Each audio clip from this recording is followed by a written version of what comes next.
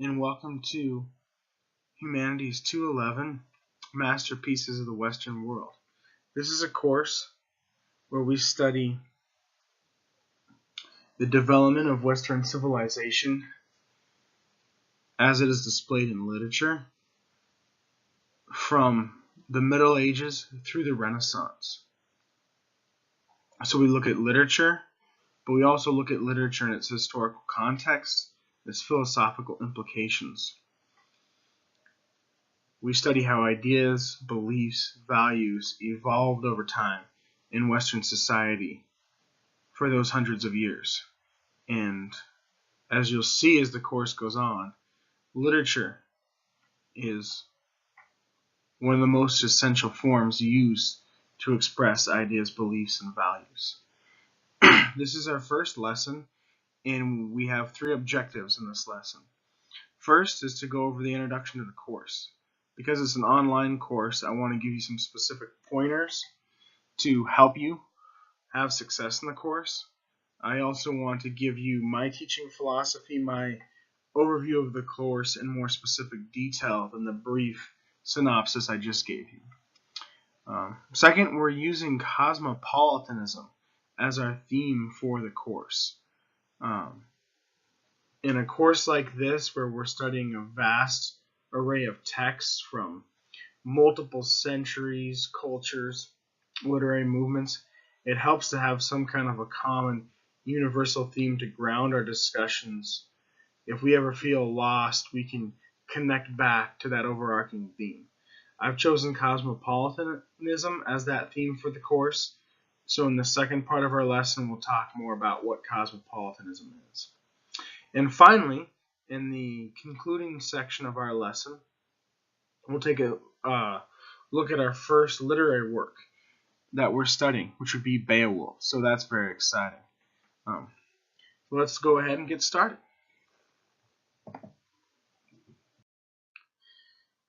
As I mentioned, this is an online course, so I want to give you some tips and pointers for online courses.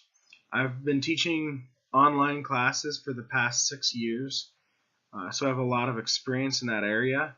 And these are just some strategies that, through my education, knowledge, and experience, I think are very effective for finding success in online learning, because online learning is very different than face-to-face learning. Manage your time well is the first tip here. That may seem obvious, and that's certainly true of face-to-face courses as well. The difference is that with online learning, it becomes very easy to put things aside, to say, I'll do this later. And when one does that, it then becomes very easy to fall behind and not get things done, to miss due dates and deadlines. So managing your time well is absolutely critical, and the next two tips here relate to that one. The second one is probably the best piece of advice I can give you, and that's to come up with a specific schedule. Many people who take online classes have chosen to take online classes for a variety of reasons, but those reasons often include having a full-time job, having children, some other kind of obligation that prevents one from, say, taking a class on campus. So these other priorities that we have, and I can relate because I have those same priorities. I have 4 kids myself. I worked a full-time job through most of college. I can relate to those priorities. They can make it easy, as I said, to kind of set the class aside and not work on it. So what I would do is look closely at your schedule as the class starts. Figure out a specific block of time where you can work on the class and set that time aside every week.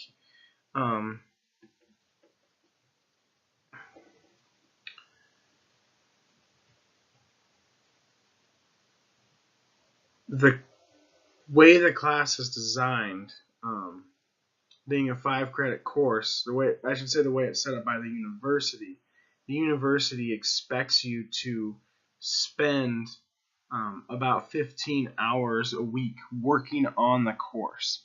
I know that's quite a bit of time.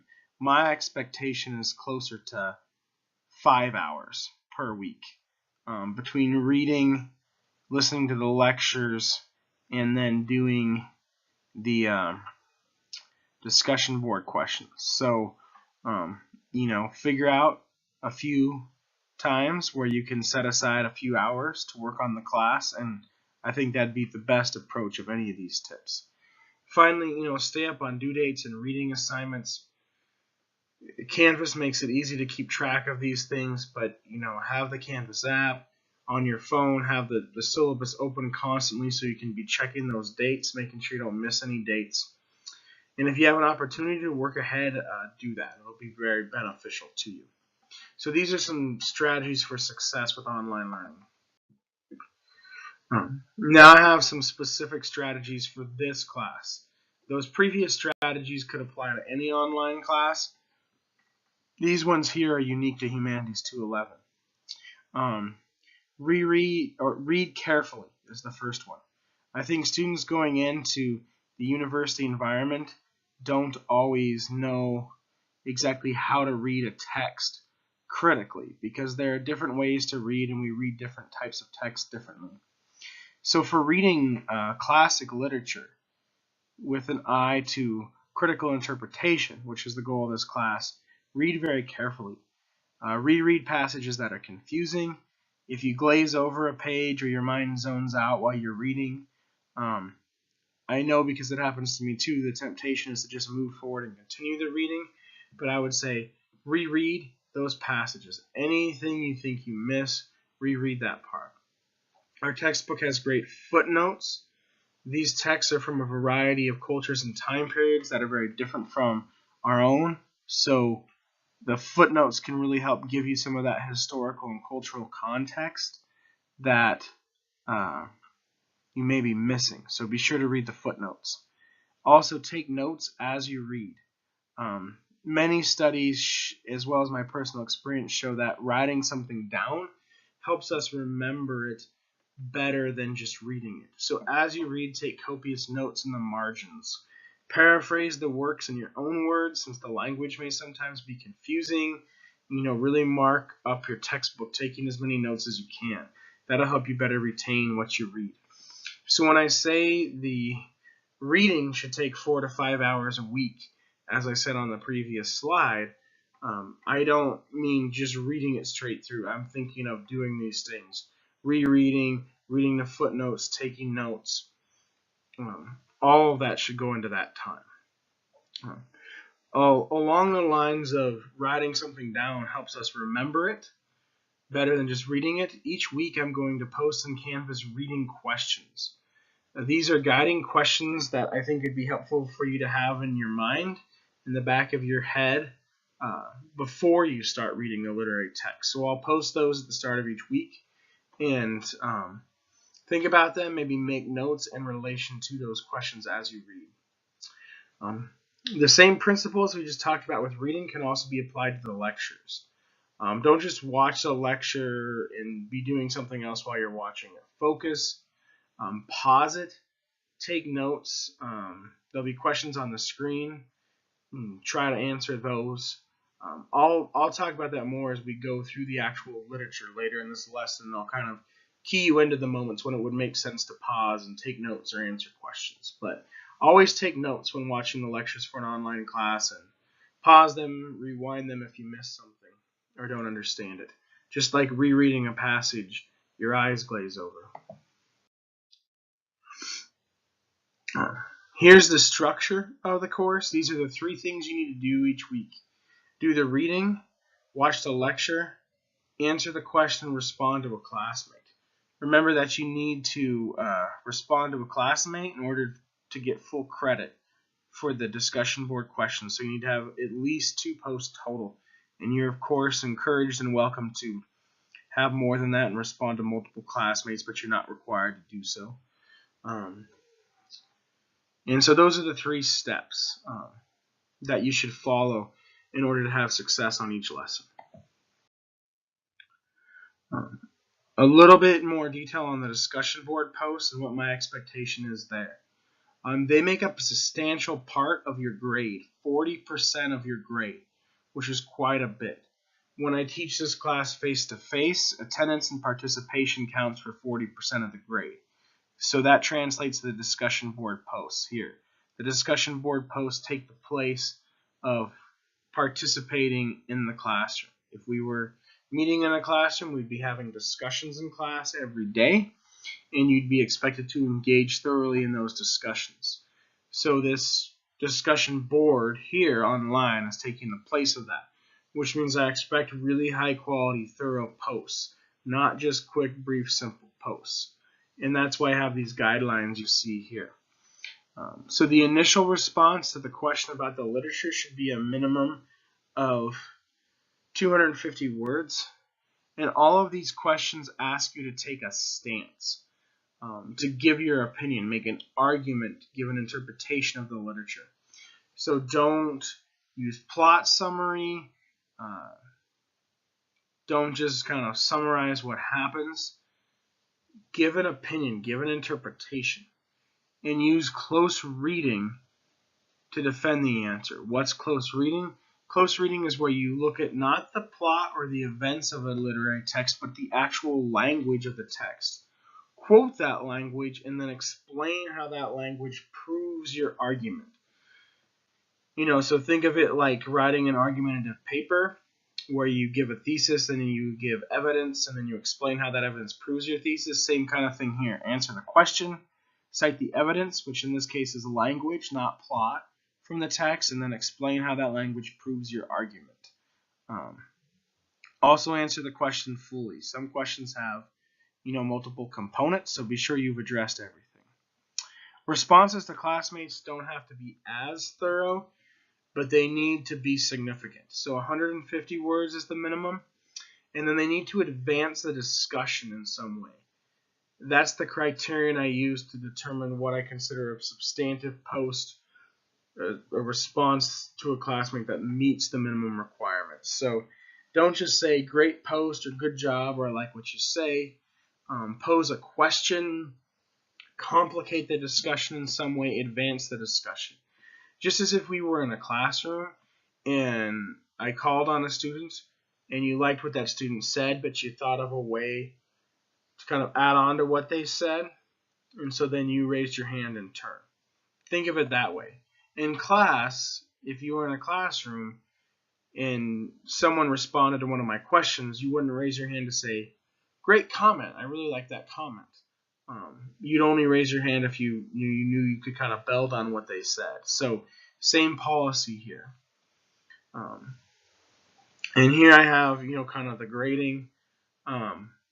Those details are also on the syllabus.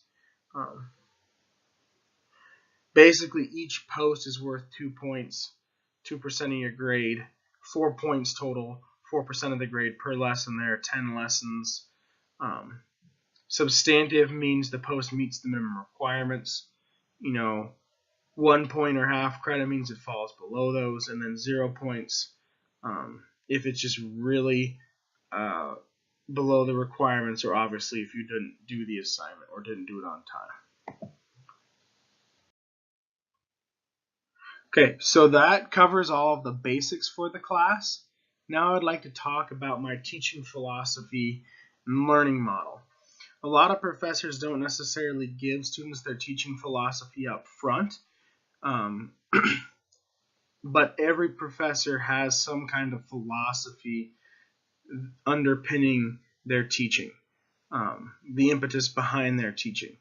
Even if they've never articulated it, which they have to as part of a job application to get a job, so they have. But even if hypothetically they've never articulated it, every professor has a specific approach. Some way they approach the literature. My idea is not to teach you specific texts, not to help you know Beowulf inside and out, but to teach you methodology, help you to understand how to interpret literary texts so that you can understand Beowulf inside and out through your own work. And that you could take the principles you've learned in doing that to another class or anything else you're reading and interpret it on your own without me guiding you there. That's the goal for the class. So what I'm about to go through is my methodology, my approach. And essentially, these few slides are going to build to a series of questions. And the idea is that if you pose those questions, you can begin to critically understand any piece of literature. A set of 5 questions that help you interpret any work of literature. So here goes then to reach those 5 questions. The guiding principle of my teaching philosophy is that culture influences literature, while literature simultaneously influences culture. So think of it as a cycle. A literary text is informed by the world around it. You could think of numerous of examples. Maybe you're a writer yourself, and you can think about how the world around you influences your own writing. Or trying to, say, write a piece of fiction in the 21st century. It would undoubtedly be informed by some way, even in a small way, say, by the recent election or the popularity of social media right now, or issues of security and privacy, things that are important now to us in the 21st century U.S. inevitably find their way into some piece of writing. No matter what, even if it's just to a small degree.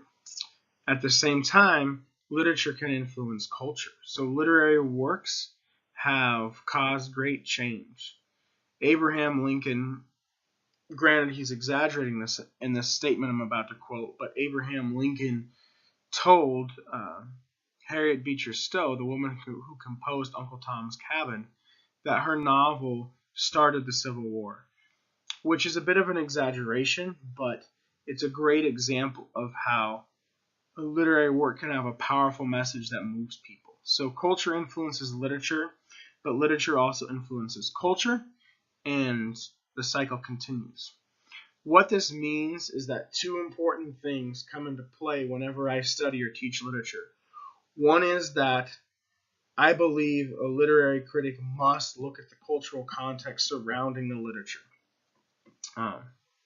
Some disagree. Some literature professors out there think that literature can be studied in a vacuum or on an island, and that the critic or the scholar does not need to think about the world around the literature, but I completely disagree.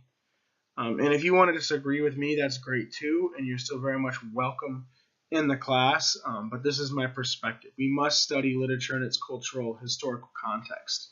So in every lesson for this class, I'll provide historical background to help us as we interpret the literature. So that's one of the essential components that'll always be there, the first half of the teaching philosophy. The second half of the teaching philosophy is that we must also ask the question, so what? Why is this literary text important? What is significant about it? How does it influence culture? I once wrote a paper in grad school that I was really proud of. I took to my professor, and my professor said, well, that's a very interesting idea, but so what? And I had this really interesting idea, but I hadn't explained why it was important to my reader. So I was really taken aback by that, and that was an important moment. That's influenced the rest of my academic career. So whenever I read a literary work now, any piece of fiction, I ask that question, so what? Why did I read this? Why is it important? Why does it matter? And if we can answer that question, then we know why it's a classic or a masterpiece to go along with the title of this class. So always studying literature in its historical context, and then always asking, so what? Why does this literary text matter? Those are 2 of the 5 important questions. I'm going to go through them in order now. Each week, when we study the literature, I'll give you reading questions to help guide your reading. I already mentioned that. We'll also have recall questions, which are questions that start the lesson by kind of reviewing what we did last time, so that we see why we go from one piece to the next, and that we're not just studying them in some kind of arbitrary order. Then we'll look at historical context. Next, we'll look at the actual content of the literature. What is the literature saying? What is its theme or central message? And finally, we'll ask that "so what" question. So I call these 3 questions here toward the end, after we get past the recall and we're into focusing on, the main piece of literature for that lesson: context, content, and learning, or historical, philosophical, pedagogical.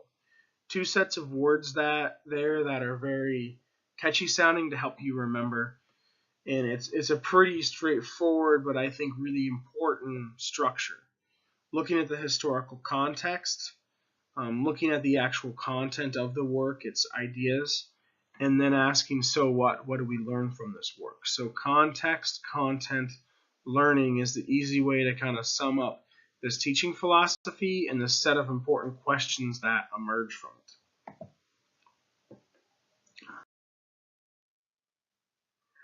it. Here are the questions themselves kind of in more detail, what the actual question would read like. For context, what do I need to know to understand this text? For content, what is the main theme, message, central idea? What is the text trying to say? We'll talk more in this lesson when we study Beowulf about what a theme is. But a theme is one of the most important aspects of literature. And essentially, what is the author trying to say? What is the message of the text? 3, what can we learn from this text? Why is it valuable? What does it have to offer? Etc. That's the so what factor we talked about. So those are 3 questions. What do I need to know to understand this? What is it saying? What did I learn from it? And then the last 2 of these 5 questions here are 2 questions I'll always put at the end of every slide. Think about the local and the universal. What about this text is unique or specific to its time and culture? So Beowulf, it was written at a very specific time in a very specific setting, and we'll talk about that later. And by reading it, we can gain a better understanding of that time period and culture. That's part of why we study it. So it's always important to ask, what is unique, specific, local about this text, unique to its culture and time. But then for the final question here, what goes beyond the local? A text like Beowulf is a classic or a masterpiece, so it must transcend that unique, specific culture and time. It must have some kind of universal theme or message that readers from all generations, all times and cultures can relate to. So, what is unique or specific to the time and culture? What goes beyond that? What is universally appealing? And again, you can see in parentheses there how those last 2 questions relate to the overall teaching philosophy and its cyclical nature. So here are the 5 questions. I'll sum it up real quickly for you. If you pose these questions to any literary text, you can begin critically interpreting it. What do I need to know to understand it? What is it saying? What do I learn from it? What is unique and specific to the time and place it came from? And what is universally appealing about it? What about it makes it a classic? If you ask those questions and you come up with solid answers, you'll be critically interpreting literature. That's the methodology. That's what I want you to learn by the end of the course. We'll put these 5 questions into practice all throughout the course, and my goal, my main objective for the course is by the end of it for you to be able to have honed this methodology so that you can do it yourself when you go and you read literary texts after this class is over. All right, on to the second portion of our lesson. As I mentioned, I like to give a class like this. Whenever I teach a class like this, I like to give it a theme, something to tie everything together. One of those universal themes we just talked about that everything we study can relate to. So I could obviously make it something like war or religion or fear or love. But those are kind of the obvious choices. So I wanted to choose something that's still fairly universal, but at the same time a little more unique. And so I've chosen cosmopolitanism, which means that in addition to Beowulf, for the first lesson I have assigned a short essay on cosmopolitanism. which you can find on Canvas under Files. All that info is on the syllabus. But what we're going to do in this very brief section of the lesson is go over that article and kind of get a really good understanding of cosmopolitanism so we can use it as our theme as we go forward.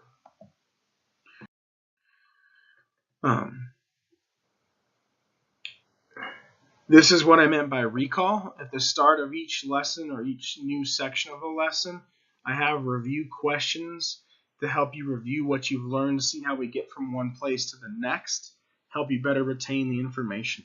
So this would be one of those points where it's a good idea to pause the lesson and jot down some notes in trying to answer the question. And the question here is, what are 3 strategies you could use to succeed in this class? So I covered 3. Try to remember what those are, but it's also great to come up with your own.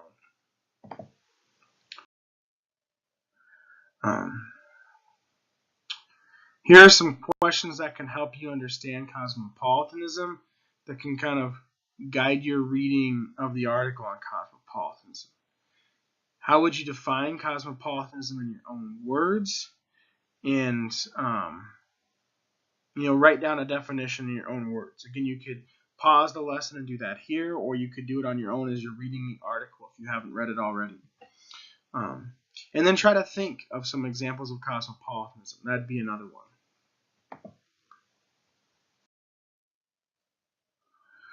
All right, so here's kind of the overview of cosmopolitanism from the article. It started with, well, I shouldn't say it started with. I'm sure the idea has been around since people existed in different tribes or groups. But an idea often exists for a long time before someone gives it a name, which means we can talk about many ideas even if we're studying literature from a time before the idea was widely used or given a name. But the first person who really identified cosmopolitanism and gave it a name was Diogenes the Cynic, who said, "I am a citizen of the world," in ancient Greece. From that, a group of individuals emerged who called themselves cosmopolites or world citizens. And what this means is that cosmopolites view the location of their birth as an accident, and they believe that a world community exists beyond their local community or the community of their birth. So it's important to keep in mind here that this isn't an anti-patriotic or anti-place where you were born kind of idea. It's just mainly talking about another community in addition to that. So you might say that you're from Spokane or you're from Cheney or Washington, Seattle, wherever you're from, but you might also say that there's a larger world community beyond that. And what this means is that people believe in some universal values, say not committing murder except in a time of war in one's line of duty, right? Certain things, say like murder, incest, are pretty much universally condemned. There's not cultures that, for the most part, there's not cultures that just outright condone those things and say that in any situation anyone can commit murder. There are also, universal things people value, such as love, friendship, teamwork. So, what cosmopolitans believe is that there's a universal morality that most human beings follow that isn't unique or specific. Spokane, Washington, the U.S. have their own set of laws and rules and regulations and values, such as democracy. But there are parts of the world that say don't believe in democracy. But we could find even countries that don't believe in democracy say we could find other things that we agree on, and those would be the universal traits. And so cosmopolitans believe in this kind of world community. That world community defies boundaries of race, class, social status, even gender.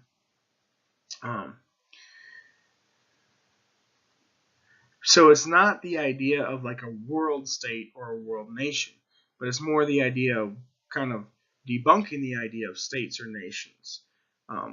It's a non-temporal thing that goes beyond temporal entities like states or nations or governments. It's more of a belief than a place.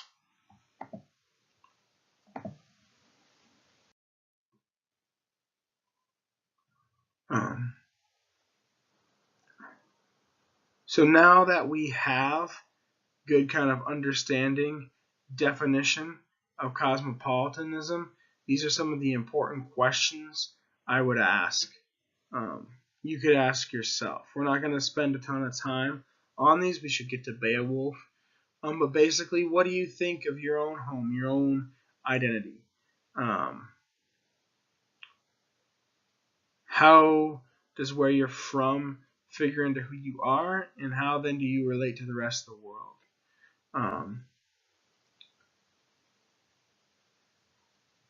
To what extent is cosmopolitanism a good idea would be the second question.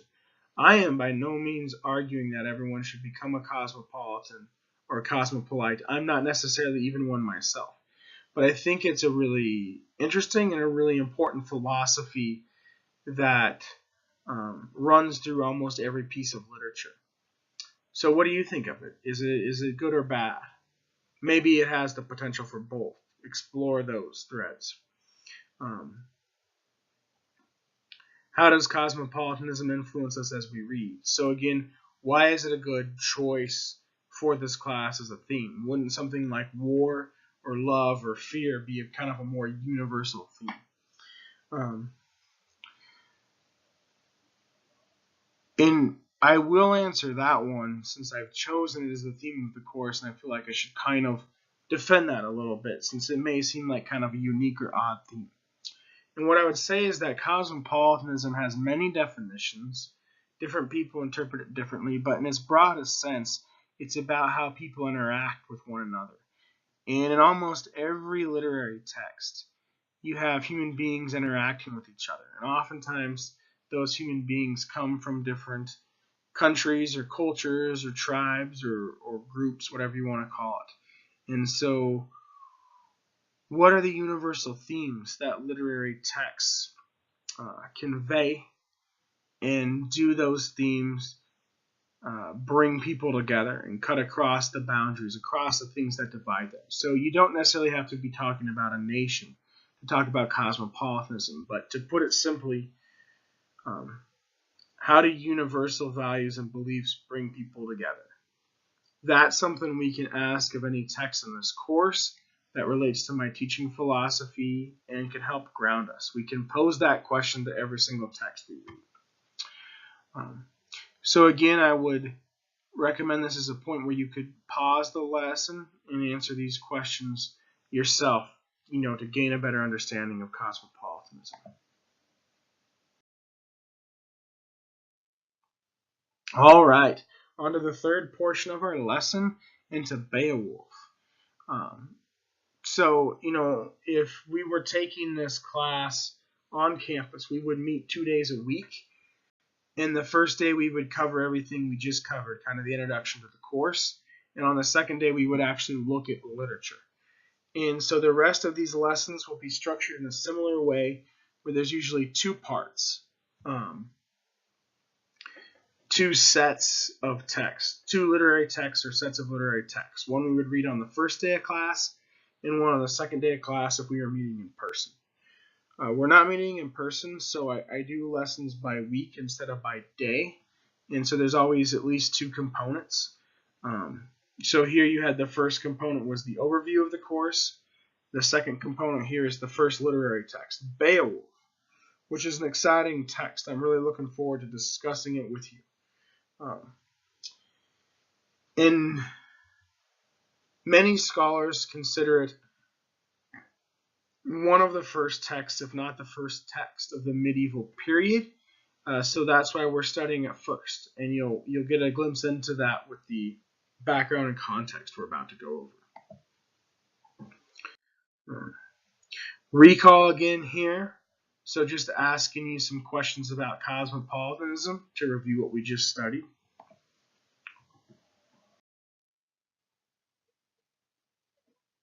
All right, the historical background of Beowulf. So Beowulf is translated from a manuscript that dates to around 1000, the year 1000 in the Common Era. So, as you can tell, if you know anything about history, this is when the Middle Ages are in full swing. But the poem itself was much older than that, which is why we're studying it first. It appears at a very important time in English history. And England is considered one of the countries that was most greatly influenced by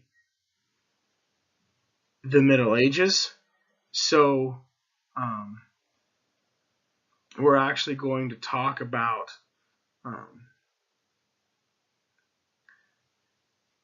English literature first. Our first three texts, Beowulf, and then both the texts in the next lesson cover medieval English literature. England was a country, not even really a country at this time, but an area more so, made up of different tribes, such as the Celts and the Bretons. And it suffered constant invasion, first by the Roman Empire, and then by the Norman Conquest in 1066. And it wasn't until a while after the Norman Conquest that these tribes eventually came together and formed the English nation. And in the Renaissance, the period we'll study in the latter half of the class, England really emerges as a newly burgeoning, starting to become powerful nation for the first time. So we're starting the class by looking at English literature. Since English literature was very influential in both the Middle Ages and the Renaissance. So we're starting the class by looking at English literature, and then we'll conclude in the final two lessons by returning to English literature and looking at Shakespeare and the Renaissance. So kind of seeing England during the Middle Ages at the start of the course before it had really formed into a nation, and then seeing it at the end of the course during the Renaissance when it was now a fledgling nation. So the only manuscript we have of Beowulf comes from this time, from 1000 CE, just before the Norman conquest of 1066. But the poem is much older than that. The manuscript that we have is marked by, has burn marks and other marks on it. At one point, I think monks were using it to slice cheese. They were slicing cheese on it. So it's very old and very damaged, you could say. But what this indicates is a long history of transmission. So these monks who had the Beowulf manuscript in 1000 CE were copying it down from earlier manuscripts. The only issue is that we don't have those. They were lost or destroyed or something happened to them. So it's much older than 1000 CE. The just most recent remaining copy we have of it is from 1000 CE. But even beyond that, the poem itself is probably much older than even the very first manuscripts. Even if we still had the very first manuscripts and they weren't destroyed, the poem itself is older than that because before it was ever written down, it was part of an oral tradition. Oral tradition is very important. It's an important part of the historical context of many literary works, even still today, but especially hundreds of years ago when Beowulf was popular, because many people were illiterate at this time. It wasn't really until the 19th century, really just the last 150 years, that the mass population became literate. But people have always wanted entertainment. They've always wanted the feeling you and I get when we watch Netflix. So what did they do back before we had TV and film, and back before the majority of the population could read and write? They told stories out loud, and Beowulf was one of those stories. So it draws, the manuscript we have here draws on pre-existing oral mythology that appeared in multiple places throughout the Western world, throughout Europe, but primarily Scandinavia and the British Isles. The setting of the poem is the 6th century, more precisely 520 CE. We know this because of the reference to Beowulf's lord, Heliac. He was a real person who lived in 520 CE. So it's not necessarily exactly 520 CE, but we can set the 6th century as a good standard. So the poem in its oldest form in the oral tradition is likely about 500 years before the manuscript is translated from. And now you start to see, okay, that's more like the early Middle Ages. That's why we're studying this text first. Oral traditions often precede written texts. This is a long tradition. Really famous texts such as the Iliad and the Odyssey, say, as a couple of examples from ancient Greece. The stories those depict the Trojan War, those were not historical events, but stories loosely based on historical events that were part of a Greek oral tradition. The Greeks told the story of the Trojan War and of Odysseus' journey home from the Trojan War for hundreds of years before Homer wrote the Iliad and the Odyssey. So Beowulf does something similar. An oral tradition often precedes a written text, often due to the lack of literacy. So the surviving manuscript of Beowulf comes from England, which is why it's traditionally taught as part of English literature. But the subject matter is more Scandinavian. The text takes place in Scandinavian countries. The characters are Yeats, which are individuals typically from Sweden. And so there's some confusion here. Is it a Scandinavian text? Is it an English text? To clear all that up, and it's not an easy thing to clear up, but the best I can offer you is that the oral story, it was an oral tradition in Scandinavia that through Germanic tribes from Scandinavia settling England in the early Middle Ages, this poem was transmitted orally from Scandinavia to England, and it was never written down in Scandinavia. But, 500 years later, it was written down in England, and that manuscript still survives. But what happens is you have the idea every translation is an interpretation. So the story may have started in Scandinavia, but then you have Scandinavians coming to England and colonizing and settling the area, passing the story on. Then you have English people passing the story on. And then you have English monks writing it down, translating it. With all of that transmission, there's bound to be some small tweaks and changes, if not major ones. And so even though it's a Scandinavian text originally, because the surviving manuscript we have is English, undoubtedly English beliefs, values, themes, issues, ideas come into play. And so it originated as a Scandinavian story, but the way we study it now ultimately is an English one, just because that's what we have access to, for lack of any other reason.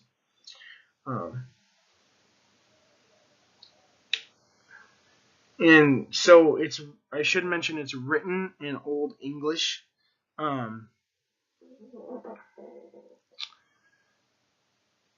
Which is almost like a foreign language to us. That's why we're reading it in translation.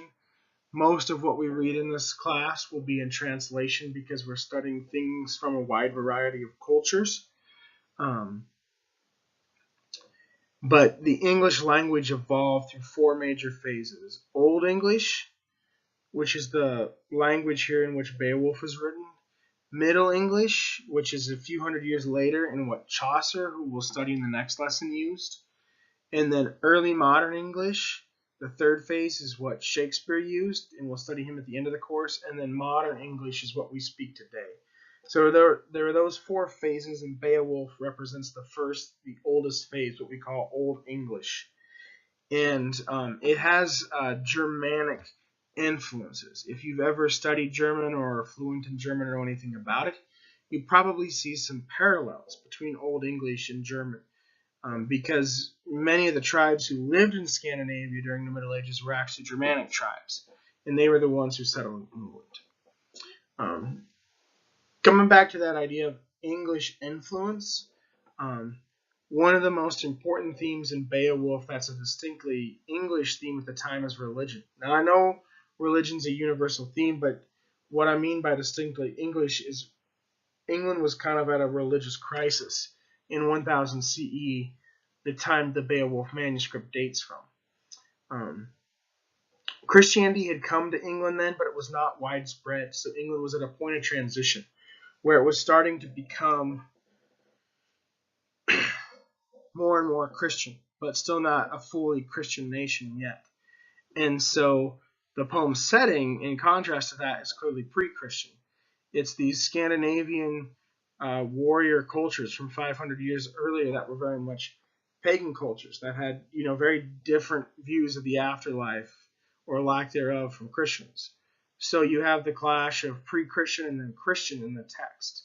You can see its original setting and where the story originally comes from and its pre-Christian elements, but then certain aspects of the story also have very clearly Christian aspects that show that it was, read aloud by monks and listened to by an English audience who was starting to slowly become Christian. So that's just one really clear example of how this text, straddles two locations and two time periods. Finally, the last comment here on historical factors, and then we'll move into looking at the actual literary text, relates to the notion of epic poetry. This is the genre of Beowulf. It's one of the oldest literary genres. The oldest literary text we know of, which dates from ancient Mesopotamia, is written in Sumerian, is over 3,000 years old, and is older even than the Iliad and the Odyssey, is Gilgamesh, and it is an epic poem. And like Gilgamesh, the Iliad and the Odyssey, which are two other very old pieces, are also epic poems, and Beowulf is an epic poem. So we'll read several epic poems throughout the quarter. And it's important to think about this because that denotes the genre. So if you think of the term genre, you think of films like, say, an action film versus a drama or a comedy or sci-fi or whatever you want to call it, etc. When you watch an action film or a comedy or a drama, there's certain characteristics that are present in one genre but not in another. And so in literature, it works the same way. Certain genres have certain characteristic features that other genres are missing. And so that's another sort of tool, you could say, that will help us as we read, looking at different genres. Here we have epic poetry, and the next lesson we'll look at romance and comedy as well as frame narrative. So, throughout the course we'll ask, which genres do you like best? What are the characteristic features of the different genres? How do authors use certain genres to convey a specific idea, etc. Specifically, the epic, which is the genre Beowulf follows, is long narrative poetry, which means it's poetry. It's actually written in verse form, which you may not know or realize because the translation is a very good translation designed to be easy to read. It's more of a prose translation. So reading Beowulf feels more like reading a novel than a poem, but the way it was originally written was in poetic verse.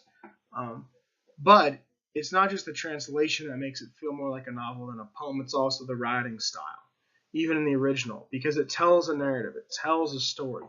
When we think of poetry, we probably think of a really short piece that's really hard to understand that talks about flowers or something. But there are many different forms of poetry, and one form of poetry is narrative poetry, which is longer poetry that tells a story. And Beowulf is a long poem that tells a story. And then specifically the epic is kind of a subgenre within narrative poetry. An epic narrative poem usually tells the narrative of a hero on a journey. That hero is usually a larger than life figure like Beowulf, kind of an idealized, very powerful figure like Beowulf or Gilgamesh or Achilles or Odysseus. And that character usually goes on a journey, and through that journey learns something. And even though it's a larger than life figure or say godlike figure in the case of someone like Achilles, they also represent the nation. Something about that character embodies what the people reading and writing and listening to the text at the time believed and valued.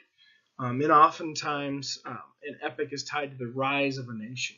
The most famous example is the Aeneid from ancient Rome, which was an epic poem commissioned by the emperor specifically to portray the founding of Rome. So that's the most obvious version, but oftentimes epics are associated with the rise of a nation or representing a nation. And we have that here with Beowulf, in that England is not quite a nation yet at this time, the time the manuscript comes from, but it's close to becoming one.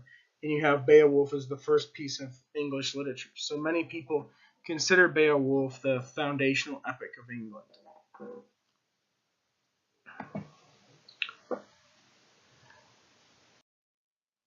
So after historical context, we'll move into questions that specifically deal with the actual text itself. Kind of me taking you through the text, breaking it down, analyzing it, giving you some of my interpretation. I'm always cautious in this part not to give you too much because I want you to give your own interpretation and come to many of these ideas on your own, especially when you're answering questions on the discussion board. So I will break down the text and analyze it for you like we would in the classroom together, but I don't want to give you too much there. And we always start with the reading questions. So these are the questions I give you to kind of help guide you as you read. And these first two with Beowulf can also be guiding questions for the entire class. Types of questions you would ask all throughout the quarter. The first one is, how would you describe Beowulf as a protagonist? Many of our texts will feature a prominent protagonist at the forefront, so I'll almost always ask that question. How would you describe this character?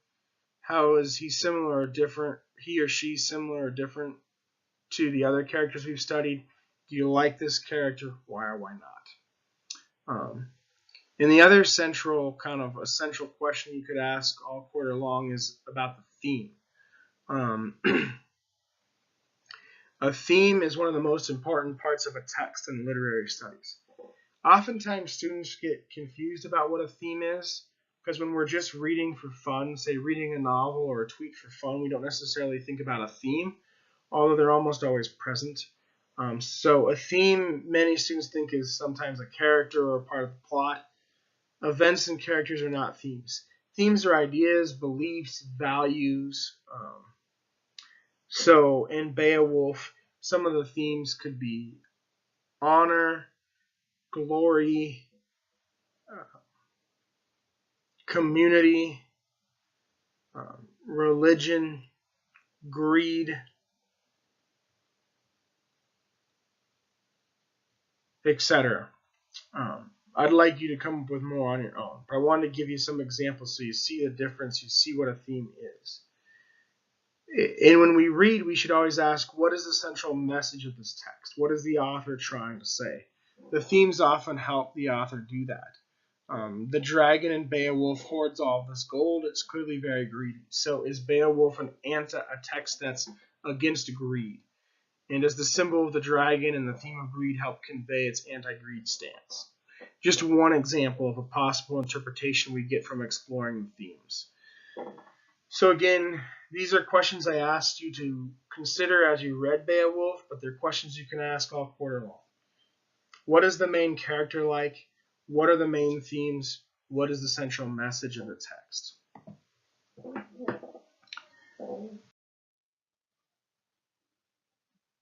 Here are some more specific questions to help you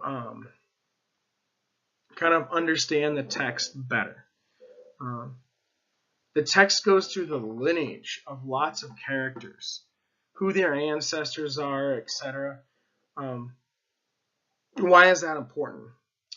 These questions I'll typically answer for you, kind of getting at the main themes, the main message of the text. So I would pause this part of the lecture and try to answer them on your own first, and then click play and then listen to what I have to say. Later on, there'll be questions I don't answer that I'll just give you really real brief context to help you understand the questions, and those are the questions that you'll then in turn go answer on campus. So this is to help us unpack the text, but then to see what we learn from it, I want you to do that on your own. So I'll help you unpack it, but to really explore and examine what we learn from it, the so what factor, the learning, the pedagogical part, that you'll do on your own. So lineage. Why is lineage important? The text is very concerned with the past. So as I said earlier, this manuscript comes from 1000 CE, but the poem is probably as old as 500 CE. So in those 500 years, some of the changes the text went through may very well have incorporated this element. It's a time of crisis for England. They're starting to become Christian, but they haven't completely given up their pre-Christian roots. So dwelling on the past is one way to kind of emphasize that point of crisis. Community is also a very important theme. This is one way in which the text can be seen as kind of a cosmopolitan text to relate to our main theme for the course. Beowulf is welcomed into Hrothgar's community. But the monsters that attack that community, Grendel and Grendel's mother, are very isolated and not part of the community. So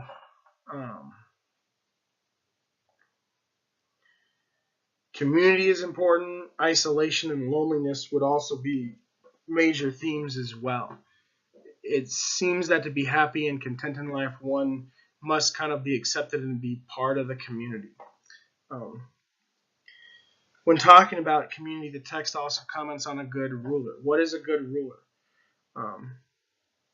A good ruler is one who's generous to his retainers, because he needs those retainers. He needs a loyal group of men. But it goes beyond that. The bonds of friendship and camaraderie are very important there. We see the pain of Grendel's loneliness and isolation. He may be a villain here, but he's somewhat of a sympathetic villain as we see him kind of looking in on Hrothgar's hall and seeing the warriors celebrating and not being part of that. We can see why he would be jealous and might kill some of them. So community is incredibly important here. And again, England being a nation, not fully a nation, these loose-knit tribes that had been conquered and invaded a lot, we could see why people would want to start banding together just before England is born here.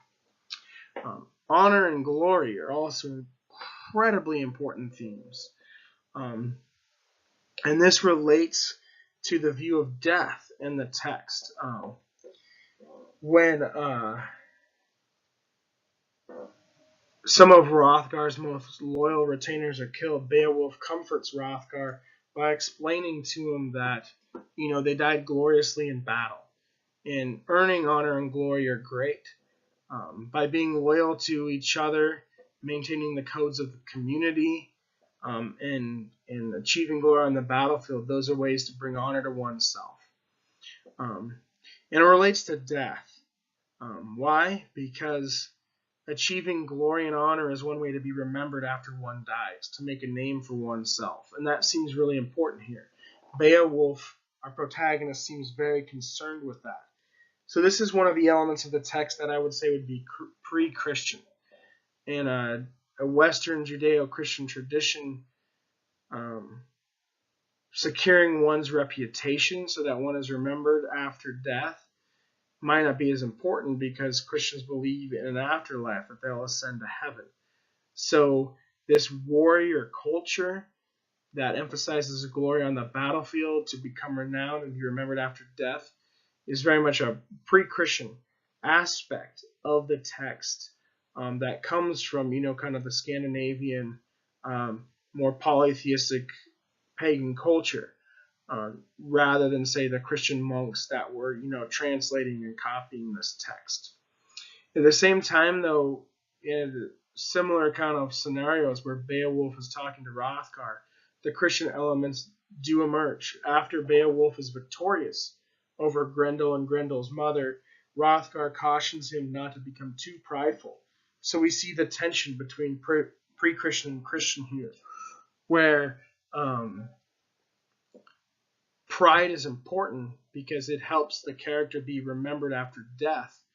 But then at the same time, you have Hrothgar cautioning Beowulf not to become too prideful because pride comes before the fall. So you have these elements kind of in conflict, and you can see how this is a text that straddles two time periods. There are many important themes, but I'm just going to cover one last one before we move on, and that's the symbolism of swords, shields, armor, weaponry, other inanimate objects. Symbols are very important to images or things in a text that maybe represent an idea or a value or a theme.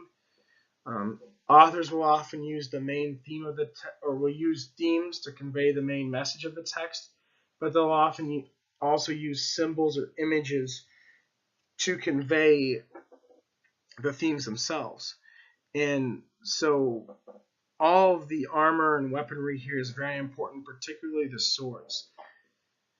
3 different significant swords appear in the text, and the lineage of each sword is given, and they're described as heirlooms. So to bring this back to the first question, just like the lineages of the characters that we're told when we read, we also get kind of the lineages of swords. And again, this emphasizes the importance of the past, the tension between past and present at the time this particular manuscript was composed.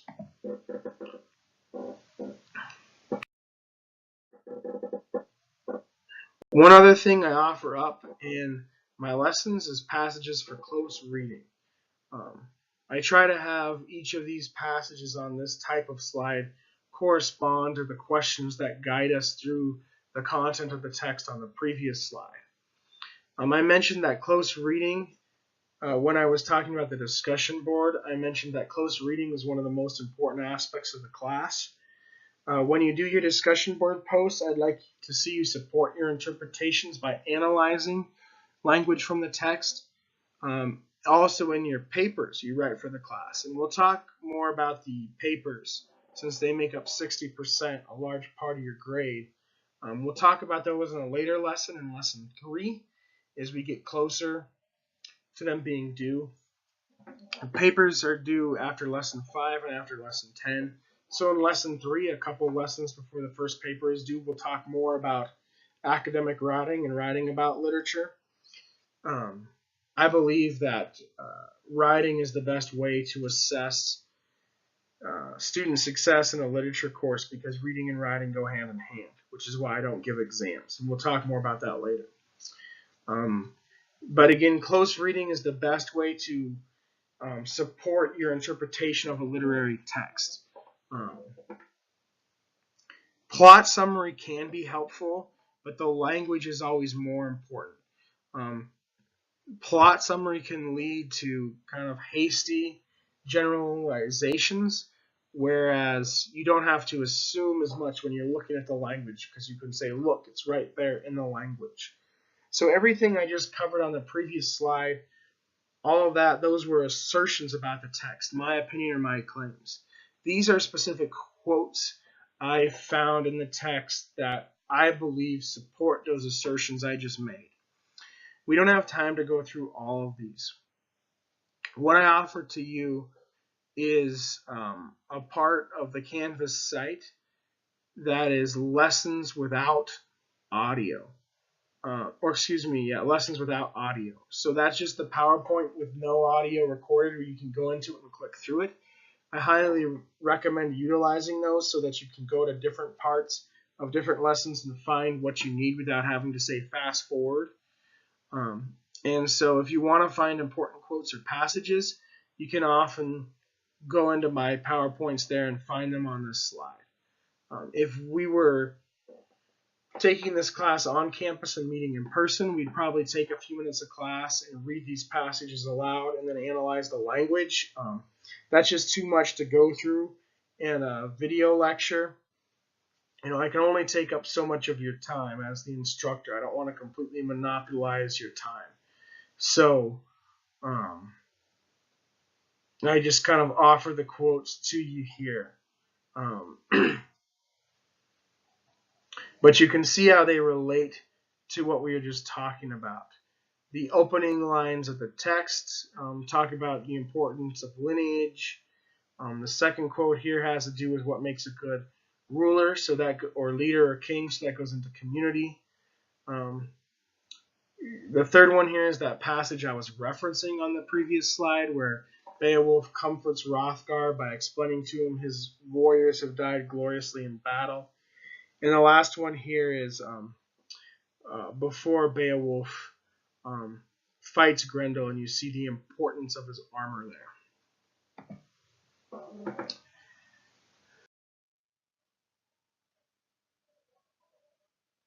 All right, finally, second to last slide here, we have the questions that you can answer on Canvas. So again, I don't want to go into too much detail with these. I'm just going to give you a little bit of context to help you answer these, but these are the questions I think that will help you get at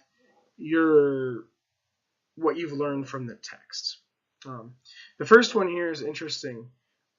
Our book is in translation to make it easy for students from all backgrounds to read, assuming most students at U.S. universities speak English. So everything in our textbook is translated into English. But because Old English is kind of close to Modern English, we have a passage on page 112 where the text of Beowulf starts that has the Old English side by side with a translation that much more closely follows the sound of the Old English than Seamus Heaney's more modern, easier to read translation. So I said just taking a look at this and seeing what stands out to you about the Old English language. Next is, I think, one of the most important questions surrounding the text: human versus non-human. Beowulf is clearly human, and he battles these non-human monsters, 3 different ones. But there's some overlap here. Beowulf has qualities similar to these monsters. In fact, in the passage I showed you on the last slide, the last quote there where Beowulf is going to fight Grendel's mother, and I put it on there because it describes his armor, and we just talked about the significance of his armor.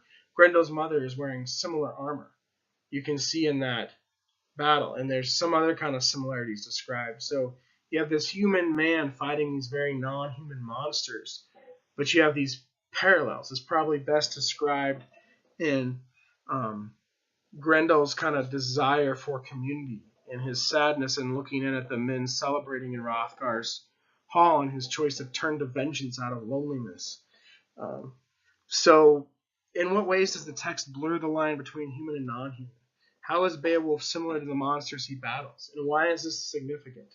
What is the author, the anonymous author, we don't know their name, but what is the author trying to convey here about human and non-human? The third one we've talked about a lot already, pre-Christian and Christian. I've identified a couple examples of that with how pride is conveyed in 2 different ways. Pride is discussed both in a pre-Christian and a Christian way. Go beyond that. What are some other examples where you see both pre-Christian and Christian elements in the text, perhaps when they're in conflict?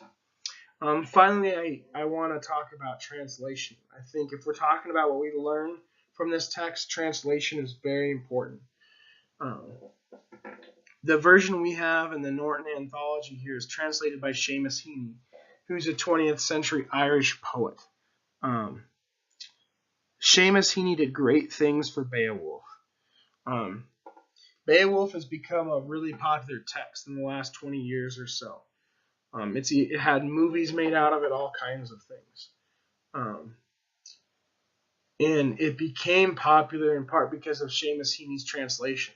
Seamus Heaney translated it in a way that made it easy to read, but at the same time still sounded very poetical. So Seamus Heaney translated it in a way that makes it sound both beautiful but easy to read. And that made this text instantly popular. The problem with that is he takes some liberties in translation to give it that sound and also make it easy to read. So he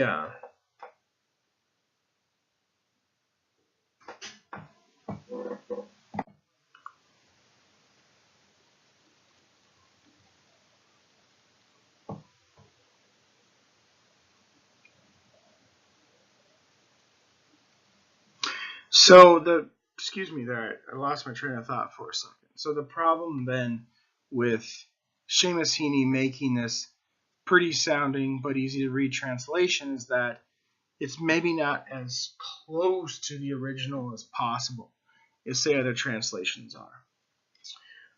And I mentioned earlier that every translation is an interpretation.